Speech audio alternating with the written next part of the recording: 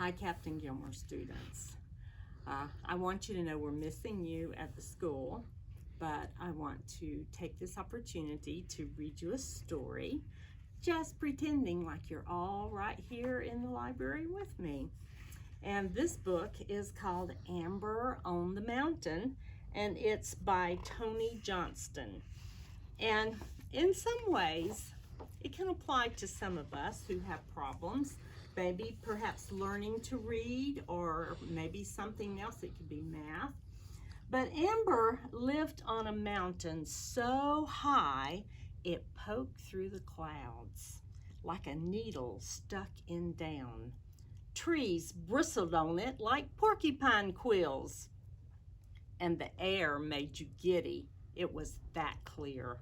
Still, for all that soaring beauty, Amber was lonesome, for mountain people live scattered far from one another. Once, a man came on horseback to teach the people to read and write. Now, how Amber longed to read and write. Books would be good company. But mountain life was too hard for the man. He left his supplies behind and skedaddled before winter came. One day, another man came with a crew to build a road. His wife and daughter, Anna, came too. Amber, now the book is about Amber, so it's easy to get Amber and Anna confused. Amber's Granny Cotton told the man straight out, "You can't build a road here. Folks will roll clean off of it like walking up a wall." But the man said, "You can do almost anything you fix your mind on." He fixed his mind on building the road. Now, Amber had seen Anna with her family inching their way up the mountain. She wanted to be friends, but Amber was shy. "I will say hey to her when the time is right," Amber thought. Meanwhile, she watched Anna biding her time. One day, Amber was watching. Anna lay flopped on her stomach in a meadow, reading a book. The sky was streaked with morning. The air was warm. The grass hummed with bees. Suddenly, up jumped Anna, shouting, "Once upon a time!" and hopping around crazy as a doodle bug. Amber decided the time was right to say hey. "Hey," she called, "are you crazy?" "Sure," Anna called back, "crazy with spring. Hey yourself." "What are you shouting?" asked Amber. "A story from my book about a princess spinning gold." "Might I hold it?" Amber asked. "Sure." Amber took the book as if it were a fine and breakable cup. She examined the pages. "This tells of a princess." "Truly?" she asked. "Yep. Want to read it?" "I don't know how," Amber said. "There's no school hereabouts." "I forgot," said Anna. She stared at Amber. A stubborn look came into her eyes. Amber giggled. "You look like a mule, Rockhead. When old Rockhead looks balkety, he's up to something." "Well, I am up to something," said Anna. "Daddy says you can do almost anything you fix your mind on. I've just fixed mine on teaching you to read."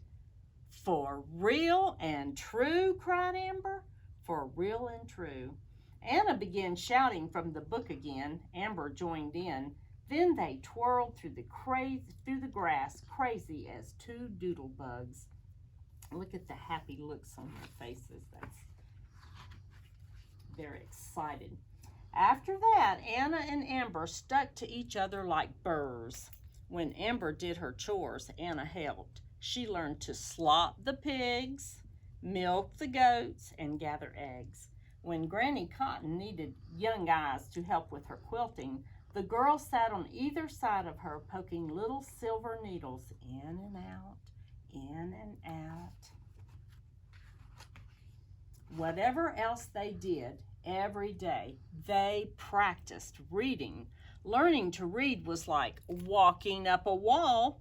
Amber kept rolling off. "These marks are like the chicken tracks in our yard," she moaned.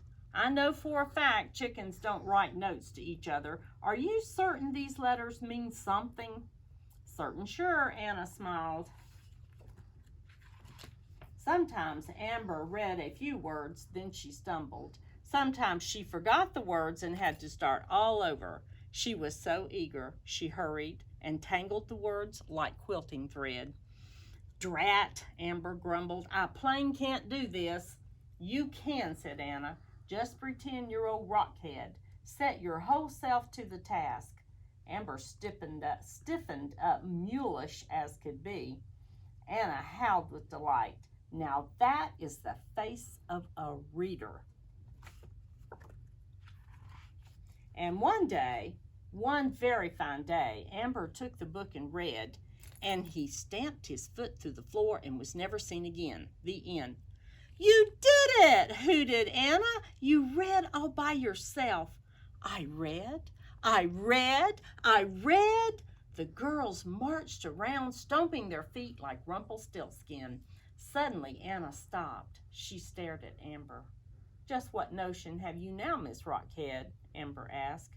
Now I've fixed my mind on teaching you to write, said Anna. But that was not to be. The road was finished. Anna and her family were going home. When the day of parting came, each gave the other a gift. Anna gave Amber her book of fairy tales. Amber gave Anna a little clay mule. Then Amber watched her friend down the mountain till she melted into the blue mountain mist.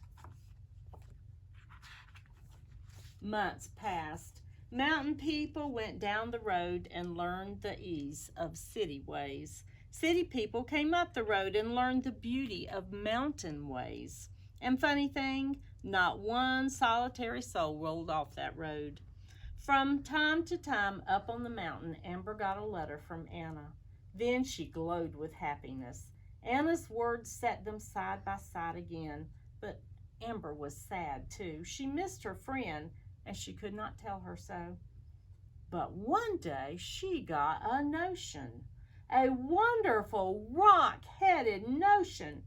Attention, attention, she announced to the chickens. I fixed my mind on learning to write. Soon I'll send Anna a letter frilly as lace, and she'll faint right off the floor. The chickens paid no attention. Amber didn't care. She ran straight to Granny Cotton, gibbering her news out before she stopped. Granny chuckled. Child, you're peltering me with words thick as spring rain. I feel drenched. Granny was so pleased she gave Amber the paper and pencils left behind by the teacher long ago. Whenever she could squeeze in time, Amber took her book and tried to copy the words. If I can read 'em, I can copy 'em, she thought.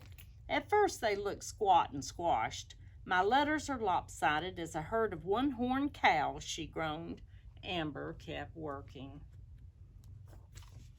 Whenever it snowed and the world outside was muffled in white, she huddled under a quilt so only her hands poked out. Cold and stiff, she formed her letters. When clouds like gray geese flocked in the sky and rain glazed the land, Amber shivered, but she kept working.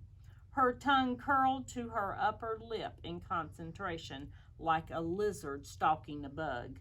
She squeezed her pencil, nearly to splinters. Her fingers hurt. Still, she kept working. And one day, one very fine day, Amber sent a letter to Anna.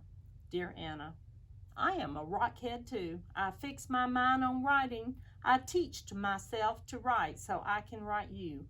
I hope you faint to the floor. Love from your friend Amber. And soon a letter came back. Dear Rockhead, your letter made me faint right through the floor. Like you know who, it made me happy. You are not far away anymore. Love, your friend, Anna. So what a nice lesson that we can have when we really have a problem. We have a hard time doing something.